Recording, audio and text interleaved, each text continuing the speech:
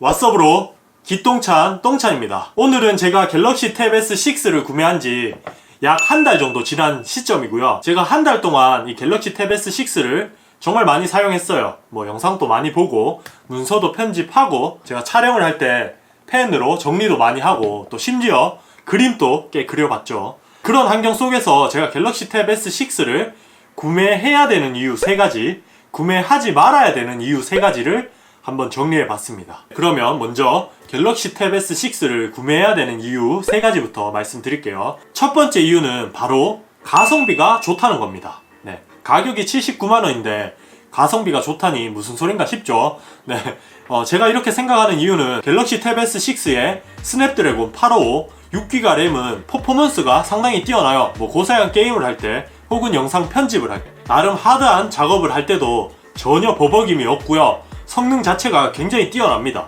뭐 그래픽 성능도 뛰어난 것 같고요. 뿐만 아니라 S펜도 같이 동봉해서 79만원에 판매 중이죠. 반면에 가장 경쟁작이라고 할 수 있는 아이패드 프로 11인치 버전 같은 경우는 가격이 110만원이고요.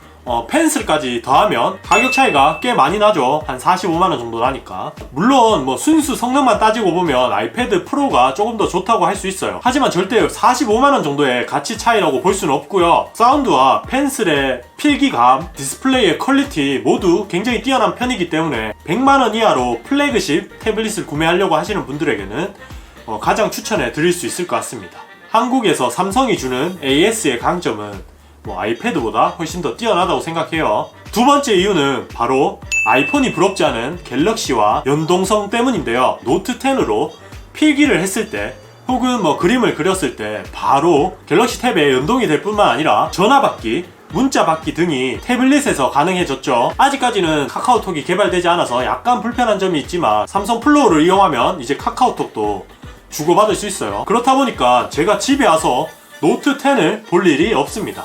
이렇게 큰 화면으로 전화도 받고 문자도 하고 카톡도 주고받고 필기할 거 필기하고 또 밖에 나가서는 가볍게 노트로 연동해서 보고 이런 식으로 사용을 할 수 있기 때문에 정말 편리하게 사용할 수 있다는 게 두 번째 이유입니다. 그리고 세 번째 이유는 정말 가벼운 무게인데요. 이번 갤럭시 탭 S6가 10.5인치임에도 불구하고 420g입니다. 이런 케이스와 펜스까지 합쳐도 600g 정도로 정말 가벼워진 무게이고요. 들고 다닐 때도 좋을 뿐더러 태블릿은 누워서 이렇게 들고 볼 때도 많아요. 그럴 때도 조금이라도 가볍다는 게 얼마나 손목과 어깨에 부담을 주지 않는지 아실 겁니다. 그렇기 때문에 저는 세 번째 이유로 선정을 했고요. 그럼 이제 장점 3가지를 알아봤으니까 단점 3가지도 알아봐야겠죠. 네, 단점 3가지. 첫 번째는 바로 아직까지도 부족한 안드로이드 전용 앱들이죠. 아무래도 태블릿은 아이패드가 전 세계의 50% 정도의 판매를 도맡고 있죠. 그러다 보니까 돈을 벌려고 하는 개발자들 그리고 우수한 앱들도 전부 아이패드용이 많습니다. 굿노트라든지 루마 퓨전, 그림을 그리는 앱들 모두가 아이패드 전용이 많고요. 그래서 갤럭시 탭 S6의 성능이 굉장히 뛰어나지만 그렇게 프로들을 위한 버전의 앱들은 iOS 전용 앱들이 많기 때문에 그 성능을 제대로 뿜어내기가 아직 부족합니다. 그런 점들이 저는 가장 아쉬웠고요. 두 번째 단점은 바로 펜의 위치입니다. 아무래도 삼성이 애플을 따라할 수 없다, 그런 자존심 때문에 옆면에 붙이지 않았는지 모르겠지만 펜을 화면 뒤쪽에 붙이는 건 정말 불편해요. 저처럼 이런 케이스를 사용하지 않는 분들이라면 더욱 불편하실 텐데요. 영상을 볼 때 화면에서 펜이 자꾸 떨어질 뿐더러 가방에 넣어두면 펜이 떨어져 있을 때가 정말 많습니다. 그리고 펜을 사용하고 뒤쪽에 붙일 때 항상 위치를 확인하고 붙여야 돼요.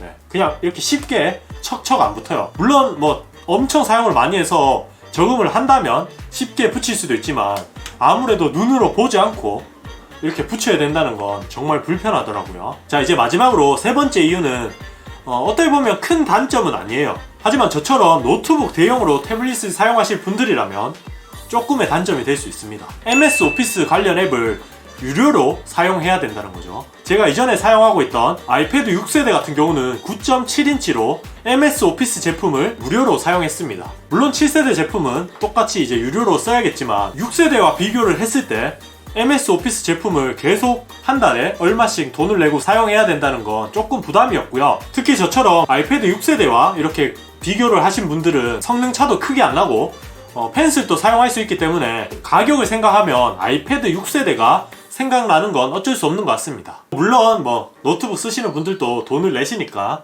큰 단점은 아닐 수 있겠네요. 여기까지 제가 생각하는 갤럭시 탭 S6를 구매해야 되는 이유 3가지, 구매하지 말아야 되는 이유 3가지, 이렇게 총 6가지를 정리해 봤고요. 그래도 오늘 영상이 도움이 되셨거나 재밌었다면 좋아요, 구독하기 꼭 눌러주시고요.